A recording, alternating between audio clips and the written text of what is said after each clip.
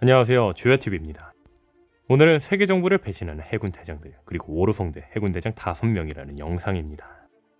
영상 바로 시작합니다. 저는 22년 5월에 만든 영상을 통해 드레스로자와 원피스 세계관이 평행이론을 이루고 있다고 주장하고 있습니다. 보신 분들이 많은 만큼 여러가지 근거 중 딱 3가지만 이야기하자면, 드레스로자 왕국의 둥근 섬 중앙에는 천룡인 도플라밍고가 사는 왕국이 우뚝 솟아있으며 그곳을 기점으로 좌우에 긴 다리가 있는데, 지구에는 레드라인 위에 마리주아가 우뚝 있으며 그곳을 기점으로 레드라인을 지나가고 있다는 점. 드레스로자와 원피스 세계관의 대결 구도가 DA1족 대 천룡인이라는 점. 드레스로자에서는 이글이글 열매를 얻기 위해 강자들이 드레스로자에 모였는데, 원피스 세계관에서는 원피스를 얻기 위해 강자들이 바다에 모였다는 점 등 여러가지 비슷한 점이 있죠. 자세한 이야기는 이 영상을 참고해주세요. 그렇다면 우리가 생각해볼 건 원피스 세계관의 최종 에피소드는 드레스로자 편과 비슷하게 흘러갈 거라는 겁니다. 그렇다면 이번에 주목할 건 드레스로자의 진실입니다. 드레스로자 이야기에서 주목할 것 중 하나는 슈가의 능력으로 잊혀진 자들과 잊은 자들입니다. 장난감으로 바뀌며 잊혀진 자들과 그들을 잊은 자들. 이 이야기는 공백의 백년과 연결되는 것으로 보입니다. 그런데 현재 공백의 백년은 고대 왕국과 20인의 국왕의 싸움의 역사입니다. 저는 800년 전에도 에그에드 문명을 가진 고대 왕국이 20인의 국왕에게 패배한 게 말이 안 된다는 점을 주목하며, 사부가 이무와 오르성이 괴수로 변한 모습을 보고 세계의 정상에 지옥이 있을 줄은 이라고 말했다는 점. 원피스 세계관 속 악마를 소환할 수 있는 흑마술이 있다는 점으로 보아 공백의 백년 진실 중 하나는 20인의 왕이 지옥에서 악마들을 소환해 고대 왕국을 없앤 거라 생각합니다. 자세한 이야기는 이 영상을 참고해주세요. 즉, 드레스로자에서 슈가가 쓰러지며 드레스로자에서 도플라밍고의 진짜 모습이 밝혀진 만큼 원피스 최종막에서 이무와 오로성이 지옥에서 온 악마라는 사실이 밝혀질 거라는 겁니다.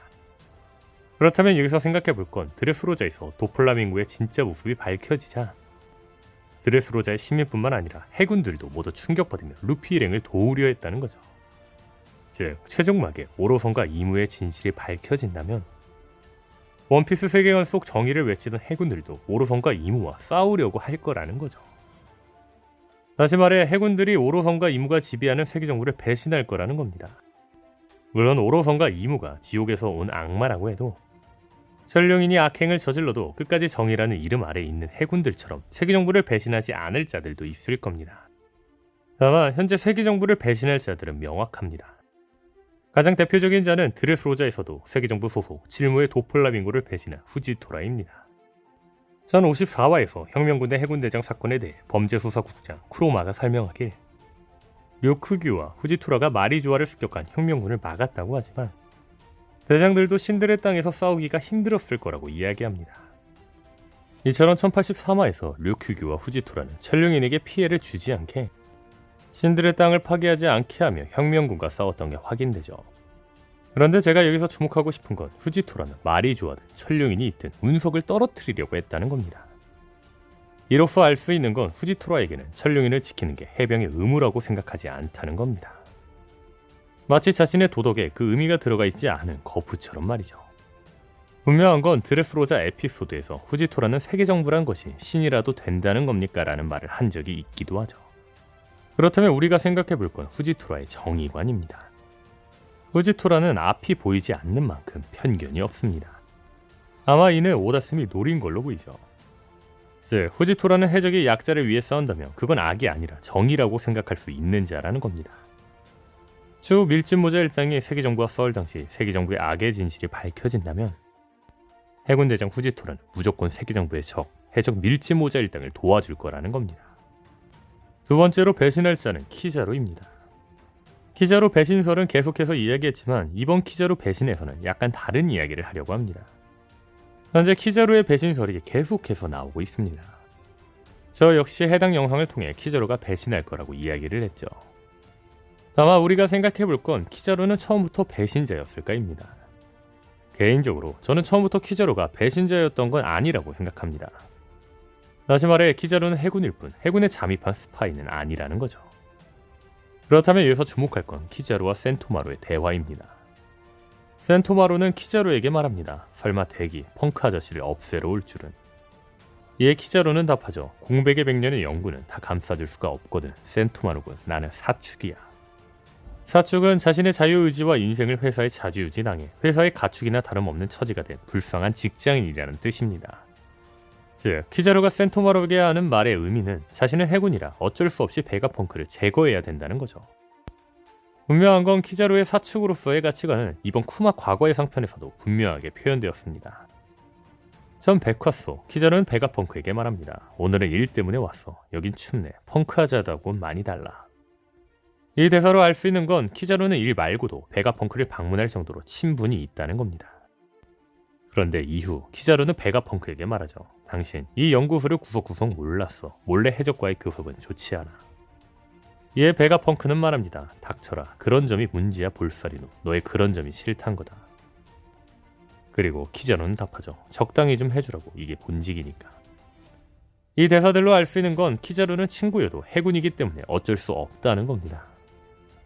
즉, 키자루는 사축이기 때문에 해군의 본분을 다할 수밖에 없다는 거죠. 그런데 사축 키자루는 에그에 대해 와서는 해군의 본분을 다하고 있지 않습니다.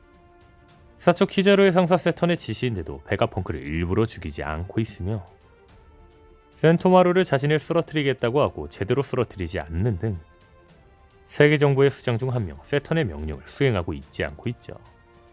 저는 현재 키자루의 가치관에 혼동이 오고 있다고 생각합니다. 자신은 사축이기 때문에 해군의 본분을 수행해야 하지만 자신의 제자와 친한 친구를 죽일 수 없는 혼동 말이죠. 그렇다면 여기서 주목할 건 키자루는 니카를 알아봤다는 겁니다. 전 백화소, 키자루는 베가펑크, 쿠마, 보니, 센토마루와 함께 니카의 춤을 추었습니다. 그리고 키자루는 1092화에서 니카를 보고 말하죠. 드디어 나왔나? 이게 말로만 듣던 그. 그런데 생각해보면 니카의 존재는 극비 중의 극비입니다.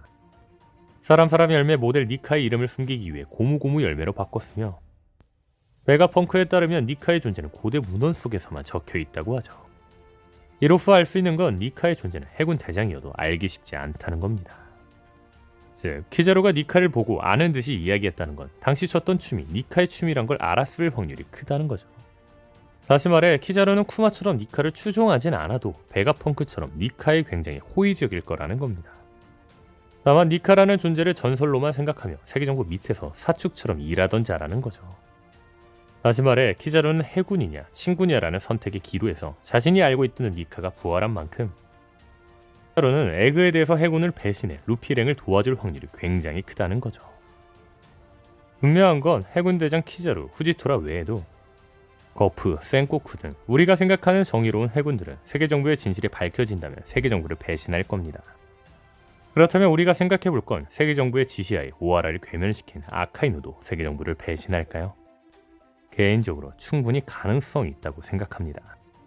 많은 떡밥이 등장하는 표지 속 아카이누 팔에는 검, 즉 소드의 문신이 있었습니다. 이 떡밥으로 보아 저는 아카이누가 소드를 만든 장본인이라는 떡밥이라고 생각하고 있습니다. 여담으로 한 해외 사이트에서는 소드 히바리가 아카이누의 딸이라고 추정하고 있는데 아카이누의 딸이 소드에 있는 만큼 아카이누도 소드라고 할 수는 없지만 주목할 만한 부분이라고는 생각합니다. 저는 2020년 6월부터 해군 기밀 특수부대 소드가 CP0를 견제하기 위해 만들어졌다고 이야기하고 있습니다. 그 이유를 간단하게 이야기하자면 CP0의 정식 명칭은 CP 이지스 제로인데 본래 아이기스라는 단어가 그리스 말로 신의 방패라는 뜻에서 나온 말입니다. 근데 반대로 소드의 뜻은 검이라는 뜻에서 나온 말이죠. 즉 소드와 CP0는 방패와 검 서로 대조되는 의미의 떡밥이 아닐까 생각이 듭니다. 다시 말해 소드 자체가 CP0를 견제하기 위해 만들어졌다는 거죠. 즉 현재 세계정부의 진위를 의심하고 있는 아카이누가 세계정부의 진실을 안다면 소드와 함께 세계정부와 싸울 거라는 겁니다. 그렇다면 혹자들은 또 다른 대장 류큐규도 배신할 가능성이 있냐고 질의하시는 분들이 계실 겁니다. 저는 류큐규가 와노쿠니에 등장하기 전부터 류큐규는 루피에게 매우 우호적인 자일 거라고 이야기를 하였습니다. 이 생각을 했던 결정적인 이유는 오다쌤의 떡밥입니다. 오다쌤은 류큐규의 등장 전에 성격에 대한 힌트를 주었습니다. 원피스 질문 코너 SBS에서 한 독자는 묻습니다. 새로운 두 대장 류큐규, 후지토라는 해군의 인간이면서도 어딘가 세계정부의 반감을 품고 있는 해군 대장으로 만든 거 아닌가요? 이에 오다쌤은 답하죠. 동요, 식은땀. 안 그랬는데요. 전혀요. 오다쌤의 어물쩡한 대답으로 보아 류큐규도 후지토라처럼 세계정부의 반감을 품고 있는 해군대장으로 추정되었습니다. 다만 류큐규는 앞서 말한 것처럼 오다쌤의 힌트와는 정반대로 나왔죠. 하지만 저는 앞선 오다쌤의 떡밥이 있었기 때문에 류큐규의 모습이 이상해도 류큐규가 와노쿤이 등장할 당시는 위장된 성격일 수 있다. 더 나아가 베가펑크의 아군이 류큐규일 수도 있다고도 이야기를 했죠. 다만 앞선 오다쌤의 답변은 단지 추후 류큐규가 배신할 떡밥일지도 모릅니다. 물론 제 가설대로 류큐규는 현재 위장된 성격을 갖고 있는 자일지도 모르죠. 어떤 가설이 맞아도 류큐규는 배신할 확률이 높다는 겁니다. 그렇다면 재밌는 상황이 발생합니다. 이미 세계정부를 배신한 쿠자를 포함한다면 1부, 2부 해군대장 5명 모두 세계정부를 배신할 확률이 높다는 겁니다. 즉 오로성 대 해군대장 5대5 대결이 나올 가능성도 충분하다는 거죠. 다만 개인적으로 오로성이 늙은 별을 상징하고 초신성이 별의 폭발을 상징하는 만큼 개인적으로 아직은 초신성이 오로성을 상대할 확률이 더 높지 않을까 생각합니다. 자세한 이야기는 이 영상을 참고해주세요. 하지만 분명한 건 오로성 대 해군대장 5명은 누구보다 기대되는 매치업이 될 거라는 거죠. 오늘 영상은 여기까지입니다. 시청해주셔서 감사합니다.